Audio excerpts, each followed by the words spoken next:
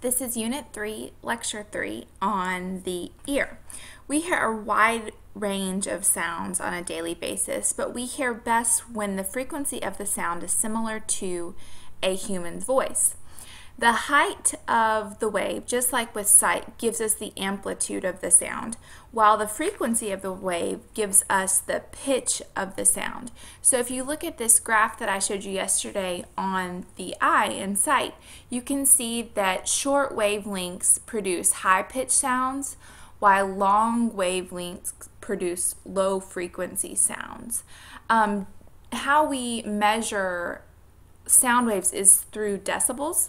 It's measuring a unit of sound, and the normal conversation is about 60 decibels, while a whisper would measure at about 20 decibels.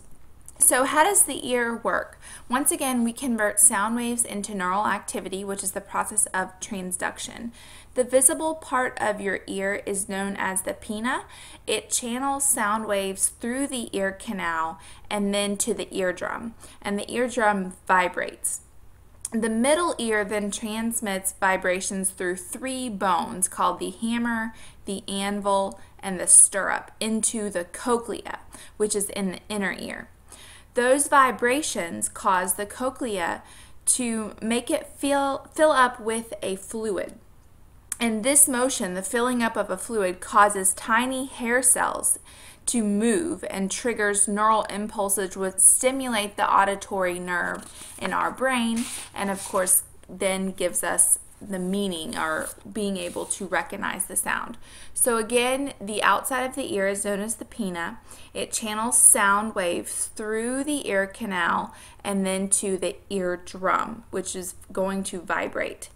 The middle ear transmits those vibrations to the three bones, the hammer, the anvil, and the stirrup, to the cochlea.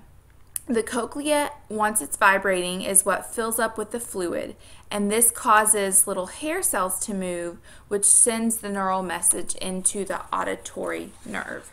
So just like the Okay, so how do we hear? There are two theories. One is the place theory, which says that the pitch is determined by the location of the vibration along the basal membrane. This basically says that different places on the cochlea are stimulated, and it depends on where the cochlea is stimulated that we receive that activation that determines the pitch. Whereas the frequency theory says that the cochlea is going to vibrate at the same rate as the sound wave. So let's say the wave is 100 waves per second. Then 100 pulses per second travel to the auditory nerve. So it depends on the frequency of the neural impulses. Whereas the place theory is saying the higher the frequency, the larger the vibration, and the lower the frequency near the end of the cochlea, of course, is going to be lower vibrations. With the localization of sound, because we have two ears, sound that reach one ear faster than the other can cause us to localize sound. So if you've ever heard something, you've probably tilted your head towards where you think the noise is coming from so that you can determine what in fact that noise is or where it is coming from. Now, what happens when we have hearing loss? There are two different types. You've got conduction hearing loss. This is hearing loss that is caused by the damage to the mechanical system that conducts sound waves to the cochlea. This is a mechanical problem with your ear. Let's say that you punctured your eardrum, or that somehow you damage the tiny bones within your middle ear and they don't vibrate. Oftentimes, the only way to fix conduction hearing loss is through surgery. You then have sensorineural hearing loss. This is hearing loss that is caused by damage to the cochlea's receptor cells or to the auditory nerve. This can also be called nerve deafness. So in sensorineural hearing loss, you have damage to the hair cells. The reasons why you could be damaging or could have damaged your hair cells is biological causes. It could be hereditary, or it could be prolonged exposure to loud noises. This is why it frustrates adults when young students young children listen to their music so loud because you are damaging those hair cells within your ear, and it could promote sensorineural hearing loss later on in your life. How do you fix this? Most often times you can use a hearing aid as you get older, or potentially a cochlear implant, which is a pretty cool device.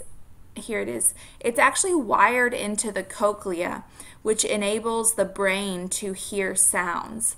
So this is why deaf musicians can actually hear tones a lot of times, because they have cochlear implants. And I'm sure you can YouTube videos of children who were born deaf getting cochlear implants and hearing their parents' voices for the first time. It's absolutely adorable. So just like the eye, make sure that you know how the ear works. It's extremely important. I would focus on what the cochlea does. Oftentimes that's tested on the AP exam. Make sure you know the 3 little bones, and then the auditory nerve is what sends that message to our brain.